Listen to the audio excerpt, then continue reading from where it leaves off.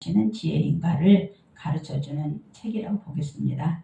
그래서 야고보서를 읽으실 때 오늘 내 삶에 적용할 하나님의 지혜는 무엇인가에 초점을 맞추시면 은혜가 되는 말씀입니다. 그래서 야고보서는 마태복음의 산상수훈과 비교하여서 읽으면 정확합니다. 왜냐하면은 야고보는 예수님의 친동생, 육의 친동생으로서 그 산산성보수훈을 예수님이 선포했을 때 그 예수님이 하나님의 아들이시고 처음부터 끝까지 하나님의 뜻을 이루며 사신 예수님이신데 그의 삶을 그대로 다 눈으로 보고 배우고 그렇게 또 알고 왔어요. 그러나 그가 성령 받기 전에는 예수님이 자기 형이 하나님의 아들이라는 것을 알기 전에는 이 엄청난 지혜서를 쓸 수가 없었겠죠. 그런데 성령 받고 나서 이분이 변한 것입니다. 자기 육신의 형님이 하나님의 아들이었다는 이 사실을 알고 그는 깨달음이 많았겠죠. 그랬겠죠.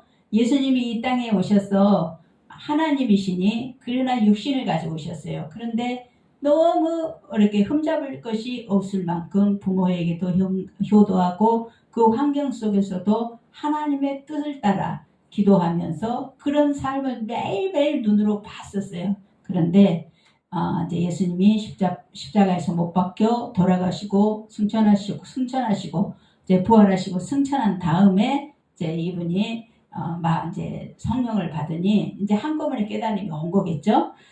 그래서 마태복음의 산상수훈과 비교해서 이 말씀을 읽으면 이해가 된다는 거죠. 그래서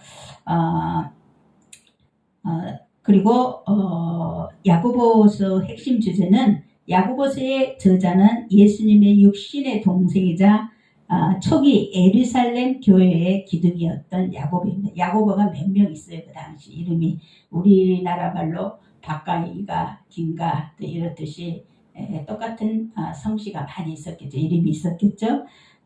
그래서 이 서신은 박해를 피해서 세상 사방으로 흩어진 유대의 그리스도인을 향해서 쓰여진 말씀입니다. 그래서 사도 바울이 어떻게 구원을 얻는가에 대해서 우리는 집중했다면 야고보서는 구원받은 후의 삶은 어떻게 살아야 하는가를 행함으로 다루고 있습니다. 그래서 이게 보통 야고보서를 행위서라고 말을 하고 있는데 하나님께서는 그렇게 말씀하지 않고 있습니다. 행위서가 아니라 우리가 정말 하나님 앞에 예수님의 구원 사실, 이 사실을 하신 모든 일을 믿는다면은 그럼 구원받았다면 구원받은 사람답게 우리가 살아야 되지 않냐. 이제 이 말을 하고 있는 거. 그때 당시 야고보가 여기서 목사였겠죠. 거기서 이제 그 사도로서 목사로서 이제 또 교회를 하면서 그리고 성도들을 보았겠죠. 근데 하모니까 그 당시에 성도에 사람들이 많았어요. 교회 안에 사람들이 많이 왔는데 너무 이런 거예요. 돈이 많고 먹을 것이 많은 사람들, 눈에 보이게 하려 하는 사람들은 이렇게 되게 앞에 다 이렇게 앉히고 그러나 돈도 없고 허술한 사람들이 앞에 앉으면은 너는 저희 맨 뒤에 가서 앉고 그리고 앞에 앉지 말라. 이제 그렇게 말을 한 것을 볼 수가 있습니다. 그렇습니다. 그래서 바울 서신이 구원을 받은 후의 삶은 행함이 말하는데 이것은 바울의 가르침과 충돌하는 것이 아니라 동전의 양면처럼 진짜 믿음이 가져오는 필연적인 삶의 그 열매를 보여주는 것입니다. 그래서 오늘 야고보서 핵심 말씀은 몇 가지로 알아보도록 하겠습니다. 첫째는 온전한 믿음과 시련. 야고보서 1장 2절부터 4절을 보시면은 내 형제들아 너희가 여러 가지 시험을 당하거든 온전히 기쁘게 여기라. 이는 너희 믿음의 시련이 인내를 만들어내는 줄 너희가 알미라. 인내를 온전히 이루라. 이는 너희로 온전하고 고비하여 조금도 부족함이 없게 하려 합니다. 그래서 여기에서 여러 가지 시험, 포이킬로이스, 페이라모이스, 킬로미스, 페이라모이스. 여기서 시험, 페이라스모스, 이것은 우리를 무너뜨리는 유혹이 아니라 우리의 믿음을 단단하게 단련시키기에 찾아오는 테스트, 시련을 의미한다는 것입니다. 그래서 그것이 여러 가지 모양으로 찾아올지라도 기쁘게 맞이할 수 있는 이유는 믿음의 연단이 있기 때문입니다. 그렇습니다. 그래서 온전하고 구비하여 텔레요 카이 홀레 클레로이, 시련을 인내로 통과한 성도의 상태를 말하는 것입니다. 그래서 텔레이오스의 마음이 나누지 않는 마음을 텔레이오스라고 하는데, 목적지에 도달한 성숙한 사람처럼, 그래서 홀로클레로스, 성전의 재물이 아무런 흠이 없이 온전한 상태를 뜻한다는 것입니다. 그래서 하나님은 시련을 통해 우리를 흠없는 완벽한 성숙한 사람으로 성장하기를 바라고 그렇게 인도했던 선생이라고 볼 수가 있습니다.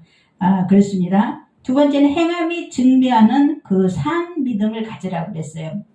그래서 내 형제들아, 만일 사람이 믿음이 있노라 하고 행함이 없으면 무슨 유익이 있으리요? 그 믿음이 능히 자기를 구원하겠느냐? 이와 같이 행함이 없는 믿음은 그 자체가 죽은 것이라.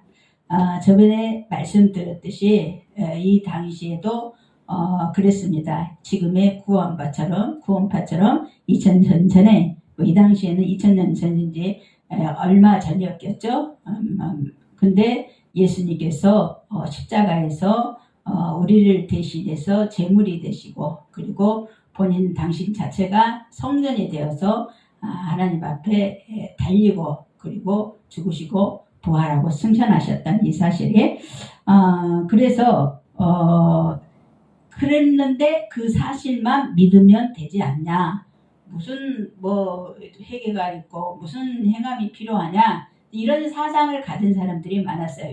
왜냐하면은 당시에 그 바리새인들이, 바리새파, 사두개인이나 이런 모든 이렇게 종파들이 있었어요. 근데 그들은 강력하게 하나님의 아들을 부정한 사람이라고 볼 수가 있어요. 부정을 했어요.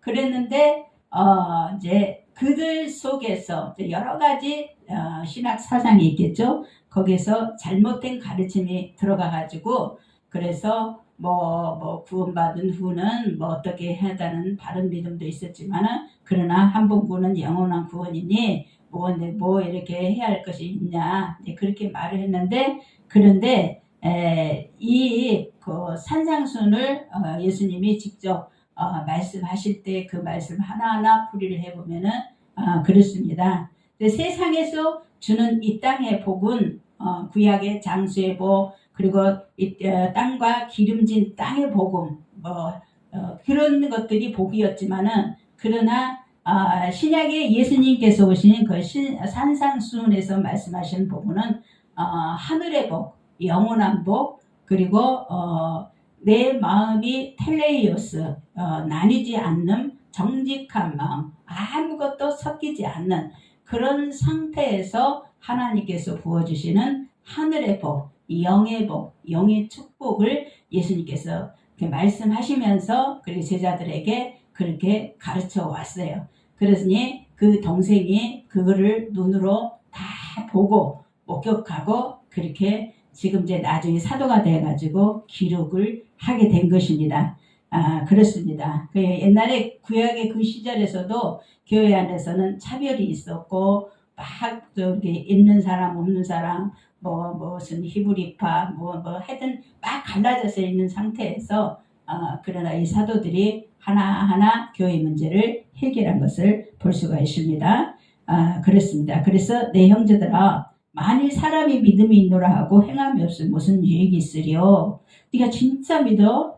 예수님은 나의 구주라고 믿어? 예수님이 나의 모든 죄를 해결했다고 믿어? 그래서 네가 진짜 새로운 사람, 새로운 의로 여겨진 구원을 받은 사람이라고 믿고 있어. 그렇다면 그 구원받은 사람처럼 행함이 있어야 될 거 아니냐. 뭐 여기서 행함이라는 거는 뭐 11조를 많이 드리고 뭐 뭐를 많이 드리고 그런 거를 얘기를 하는 게 아니라 이게 야고보에서 직접적으로 지적하는 것은 우리의 말이에요, 말. 그래서 우리가 말하는 그 말은 뱃속의 깊은 곳에서 올라와 지옥의 그 불지옥에서 그 말들이 입을 통해 나가기 때문에 그 입술로 인해서 교회 안에서 서로 상처를 주고 상처를 받고 그래서 사탄에 의해서 막 교회가 무너지는 것을 보고서 탄식하면서 쓴 글이라고 볼 수가 있습니다. 그래서 행함이 없으면 사랑이 없으면 과부들한테 과부 들어왔다고 손가락질 거 할 것 아니라 없는 사람한테 앞에 앉지 말고 뒤로 가서 앉으라 할 거 아니라 너희들이 정말 사랑이 있다면은 그런 사람들을 더 사랑하고 더 애우를 하고 그리고 너희들 또한 그렇게 본을 보여야 되지 않냐 이제 이런 것을 말씀을 하시는 거예요. 그렇습니다. 오늘날에도 많은 교회 안에서 그런 부패들이 없지 않아 있습니다만은 그래서 행함이라는 것은 에르건 그 야고보가 말하는 행함 에르가는 구원을 얻기에 율법을 지키는 고행을 하는 것을 말하는 것이 아닙니다. 고군분투하는 것이 아니라는 거예요. 그래서 믿음에는 뿌리에서 자연스럽게 피어나는 사랑의 실천으로 행동하라는 그리고 사랑의 열매를 맺으라는 것을 강조를 하고 있습니다. 그래서 행함이 없으면 죽은 믿음이라 여기 죽은 믿음이라는 것은 네크라 헬라어 네크로스 이 네크로스는 영혼이 떠나가 생명력을 상실한 시체를 의미를 하고 있습니다. 입술로는 예수님을 믿습니다 고백하지만 삶의 실천 에르곤이 전혀 따르지 않는 믿음은 영적인 생명력이 없는 시체와 같은 상태라는 그 엄중한 경고를 하는 말씀입니다. 그래서 진짜 살아있는 믿음은 반드시 삶의 변화와 행동이 따라야 된다고 그랬죠. 우리도 그렇게 이 세상에 또 교회 안에서도 우리 크리스찬이라고 하면은 그가 이제 저 사람 참 믿음이 좋아. 네, 그런데 어떤 이렇게 인간의 본성, 인간의 옛 본성이 나왔을 때는 막 우리가 이렇게 실망하듯이 우리도 이전에도 이런 당시에도 이런 일이 있었다는 것입니다. 그래서 그거를 강력하게 제지하는 사도 야고보를 볼 수가 있습니다. 그래서 또 하나는 혀의 제어와 언어의 경고음 3장 2절부터 5절을 보면은 우리 3장 거기 야고보서 3장을 한번 찾아보도록 하겠습니다. 3장 2절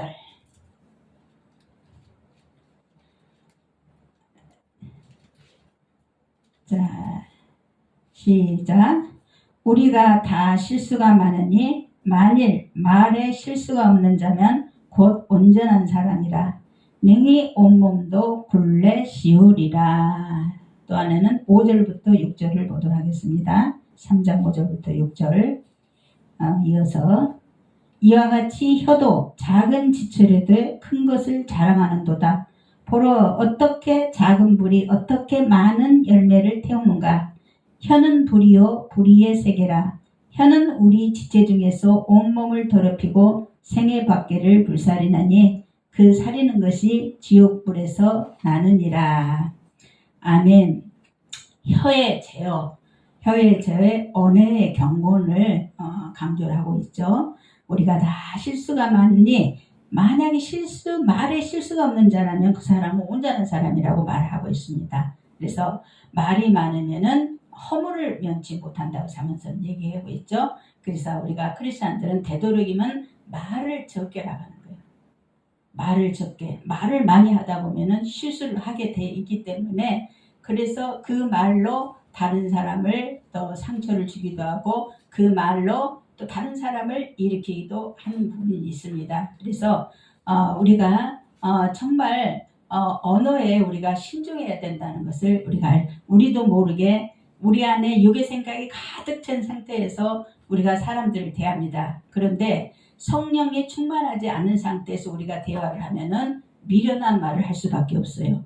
그 말이 옳은지 지혜로운지 지혜가 없는지 상황 판단을 하지 못하기 때문에, 그래서 그 말로 인해서 상대방을 넘어뜨리는, 신앙을 무너뜨리는 요소가 된다고 해서 야고보가 이렇게 강조를 하고 있습니다. 그래서 온전한 사람인데 그런 사람이 얼마나 있겠냐 말이에요. 우리가 성령으로 거듭났어도 우리 인간 안에는 선한 것이 하나도 없다고 그랬어요. 그래서 우리는 사도 바울도 그랬어요. 나는 날마다 죽노라. 자기는 괴수보다도 더한 괴수라고 말을 하면서 이 사망의 몸에서 누가 나를 건져낼고, 그 사람 역시 사도였지만은 사람이었기 때문에 굉장히 하나님 말씀대로 살고, 그리고 온전히 성령으로만 살려고 노력했던 사람이지만은, 그러나 결론을 그렇게 내고 있어요. 사람 속에는 선한 것이 없어. 본래 옛날 그 섭성이 그대로 있기 때문에, 그래서 사도 바울은 날마다 죽는다고 그랬어요. 날마다 십자가에 자기를 내려놓고, 내가 십자가에서 옛날에 죽었음을, 주님과 함께 죽었음을 인정하고, 그리고 우리는 이제 그 사도 바울이 말한 그 복음의 말씀을 우리가 입술로 고백을 합니다. 그 정도로 이렇게 훈련이 필요하다는 거죠. 이제 우리가 알고 있는다가 되는 게 아니라 하나의 훈련을 통과해야만이 우리가 말했던 입술로 실수했던 것들이 없어지면서 주님 보시기에 온전한 믿음의 사람이 된다고 그랬던 것입니다. 그래서 블레시오리라는 칼린하고 겟사이, 말에 그 재갈을 물려 말의 힘을 조절하되, 여기서는 막 하는 말 대신에 말을 재갈하는 물려 말에 그 재갈을 물려 말의 힘을 조절하듯, 워낙 힘이 세니까 말이 안 그러면 조절 안 하면 펄펄 뛰잖아요. 자신의 온몸과 행동을 통제하라는 것입니다. 세상 생각으로 가득 봤을 때 그게 왔고, 그 생각대로 생각하는 것을 말로 말하기 때문에 그 말하는 거 하는 거 하나하나에 그 사람을 그 신앙 상태를 알 수가 있는 것입니다.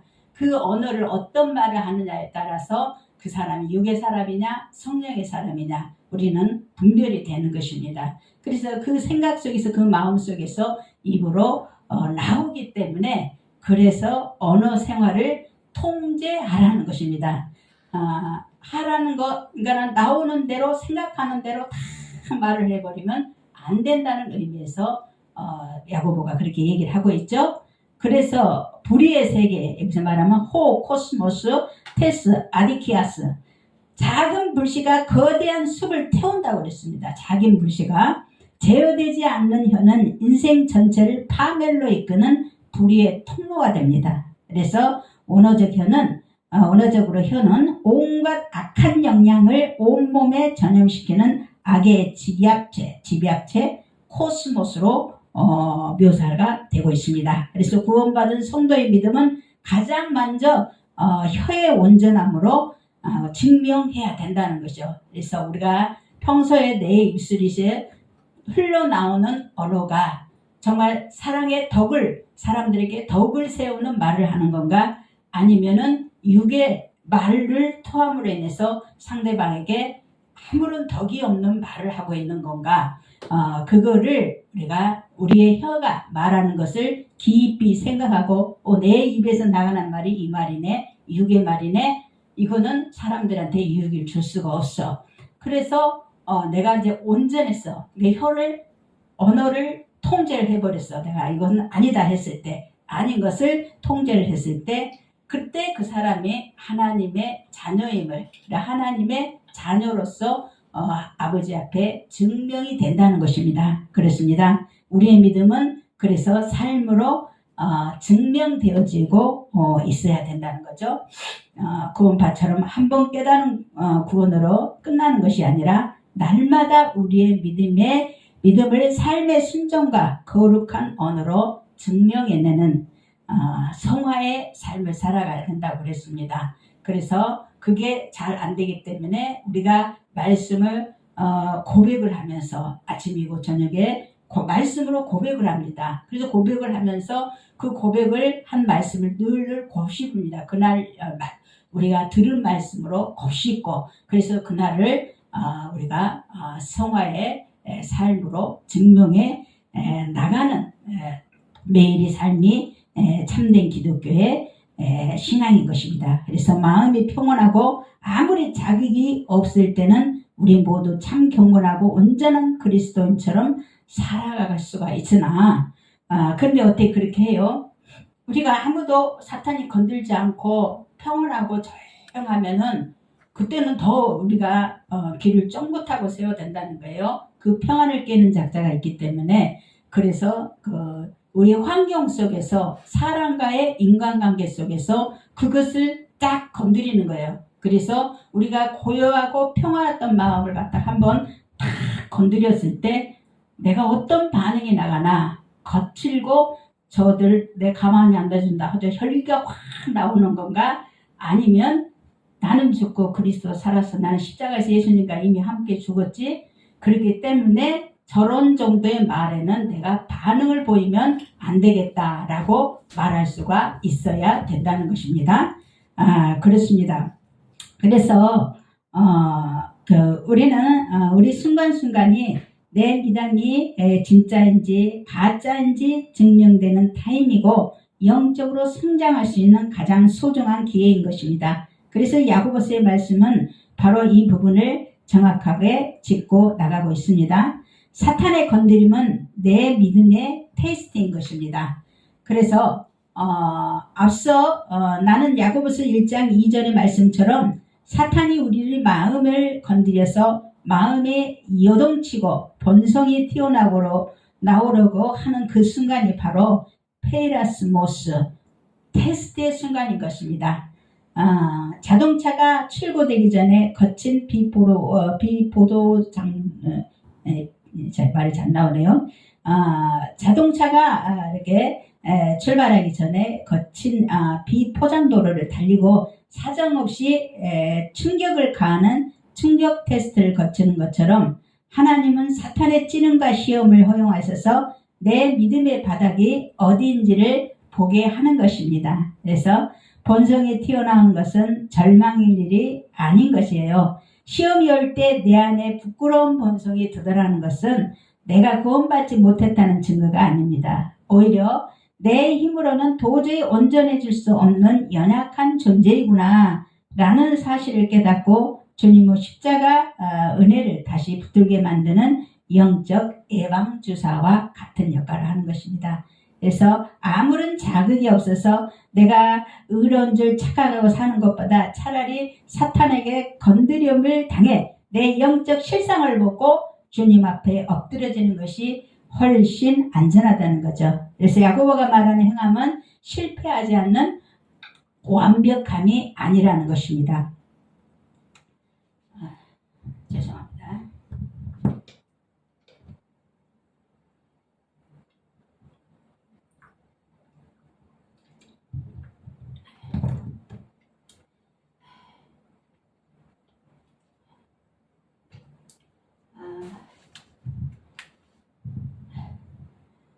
그래서 야고보가 말하는 행함은 절대로 실패하지 않는 완벽함이 아니고 행함이 없는 믿음은 죽은 믿음이라는 말씀이 우리에게 무거운 정죄감으로 다가올 때가 있다는 것입니다. 그래서 난 오늘 본성이 튀어나와서 실패했으니 죽은 믿음인가 하고 낙심하게 만들기 때문이라는 것입니다. 그러나 야고보가 말하는 행함 에르고는 단 한 번의 실수도 없는 완벽한 성인군자의 삶을 뜻하는 것이 아니라는 거예요. 그래서 본성이 튀어나왔을 때 그것을 합리하지 않고 곧바로 주님 앞에 나아가 무릎을 꿇는 행함과 그리고 내 연약함을 인정하고 나를 건드린 그 사람을 향해 솟구치는 그 미움을 멈추려고 애쓰는 몸부림이 그 행함이라는 것입니다. 그래서 주님 제가 또 이렇습니다. 저를 불쌍히 여겨주시라고 외치는 회개의 행함이 필요하다는 거죠. 그래서 야고보는 바로 방향성을 말하고 있는 것입니다. 진짜 믿음이 있는 사람은 사탄이 건드려서 잠시 넘어지더라도 결국에는 주님을 향해 다시 일어나는 행함의 반응을 보이기 때문입니다. 지진이 나봐야 그 집이 반석 위에 지어졌는지 모래 위에 지어졌는지 알 수 있듯이 말입니다. 그래서 평소에는 다 튼튼해 보이지만 사탄이 흔드는 영적 지진이 일어났을 때 비로소 내가 어디에 뿌리를 내리고 있는지가 드러난다는 것이요. 그리고 비록 본성이 튀어나와서 주님께 죄송한 마음이 들지라도 그 죄송한 마음을 느끼고 주님 앞에 고백하고 있다는 것 그 자체가 성도님 앞에 성도님 안에 예수 생명이 살아서 숨쉬고 있다는 증거가 되는 것입니다. 죽은 시체는 아무리 찔러도 아픔을 느끼지 못하죠. 사탄이 건드렸을 때 아파 하고 주님을 찾는 그 성도님들이 그 살아있는 믿음을 주님은 결코 책망하지 않으십니다.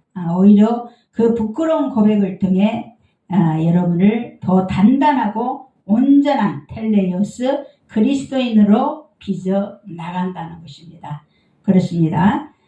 오늘 말씀을 보고 행함이 없는 믿음은 죽은 믿음이라 했는데 행함이 없는 죽은 믿음은 믿음이 있노라고 하면서 행치 않는 것이요. 믿음을 지키지 못한 것이요. 그리고 열매를 결실치 못한 믿음인 것입니다. 우리는 믿음으로 의롭게 되며 올바른 믿음을 소유하고 그리고 기독교의 양대 진리를 체득하여 바른 신앙생활하는 우리 모두가 되어야 하겠습니다.